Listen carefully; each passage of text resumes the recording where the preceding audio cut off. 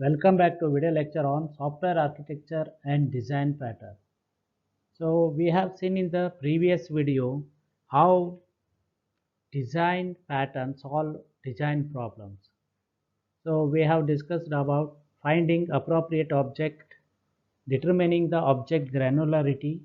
So now we will discuss on specifying the object interface. So here every operation declared by an object specifies its operation name, its object parameter, and its operation return value. So this is together we can call it as known as operation signature. So set up all this type of signature which are defined by an object operation which is called as interface to the object. So another here specifying object interface a type. A type is a name so which is used to denote a particular interface. So we can speak of an object as having a type, for example window. So if it accept all the requests for the operations which are defined in the interface named window. So here an object may have many types which can be widely different object can share a type. So we say that a type is a subtype of another if it is interface contains the interface of its subtype. So this is about specifying object interface.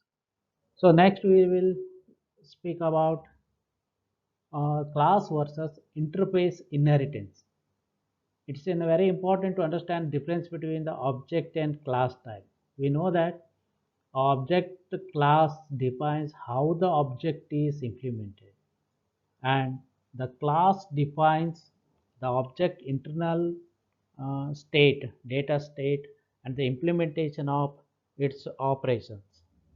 So this is the class and in a class versus in interface inheritance. So now here we will think about objects which are created by instantiating classes. The object is said to be an instance of the class. Actually, the purpose of instantiating class which allocate the storage for the object internal and which associate operations with this data. So a new class which can be defined in terms of the existing class using class inheritance when a subclass inherits from the parent classes.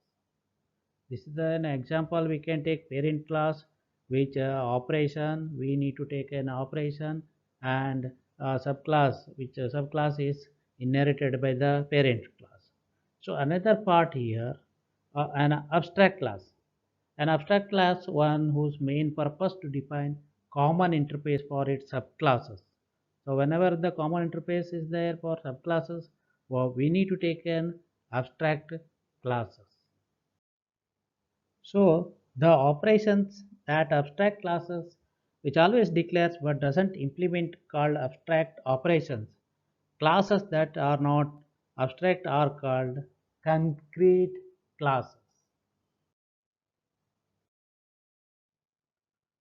So this is the reuse by subclassing often referred to as white box reusers. So another term also we are used in here white box which refers to visibility. So whatever the with inheritance, the internal parent classes are often visible to the always subclasses. Whatever we have defined or taken in the white box reuse, which will be visible to the subclasses.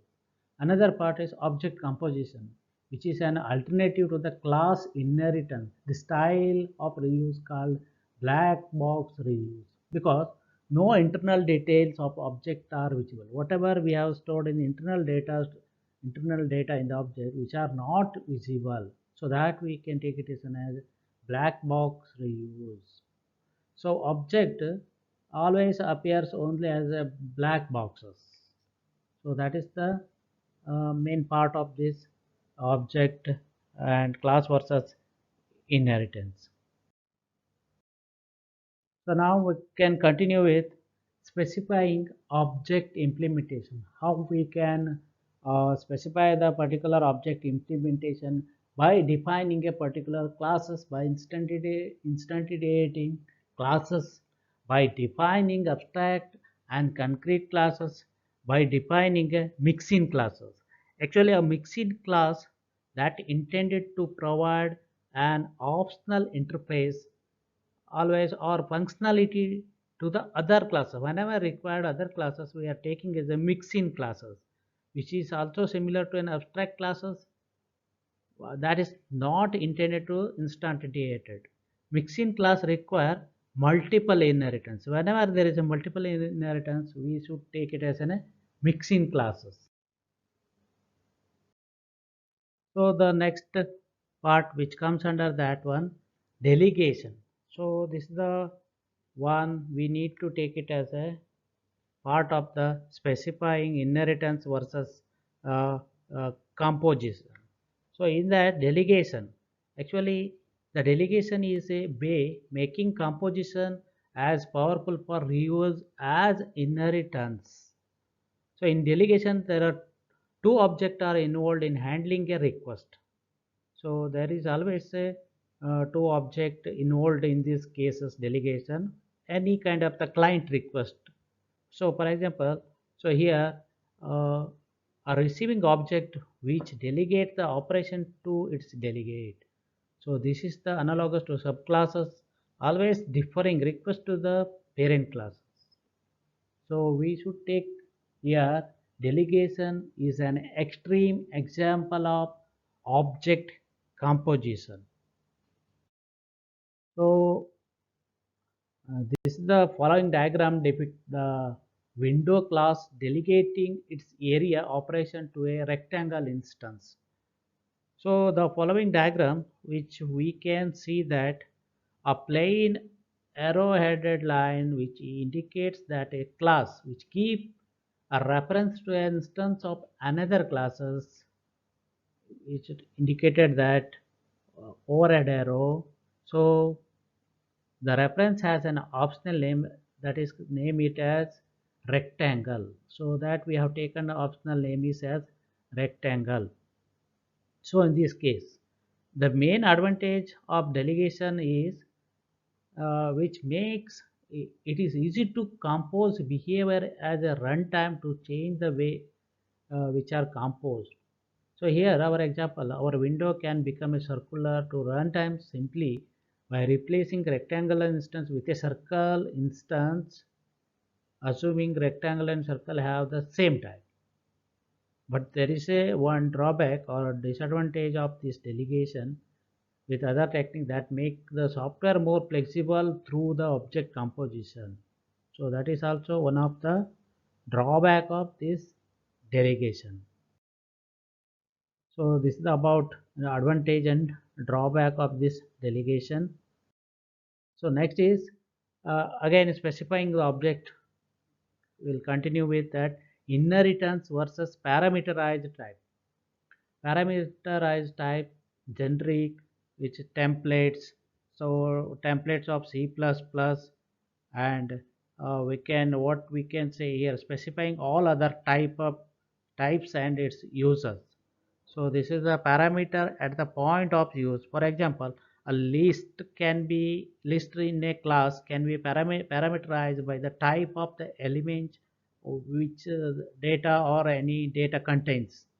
So this is the one example. For example, to declare a list of integers, so we need to take it as a type integer parameter. So that will be the list of parameter type. So after the parameterized type, designing for change. So whenever changes required in the designing part, so changes might be or maybe involve class redefinition and class re-implementation, client modification, and retesting. So, but what happens here, whenever we redesigns, which affect the so many part of the software part. So we should take care while redesigning.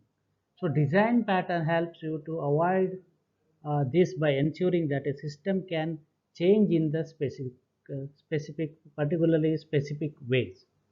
So that's why redesign always we need to take care before changing the particular design part.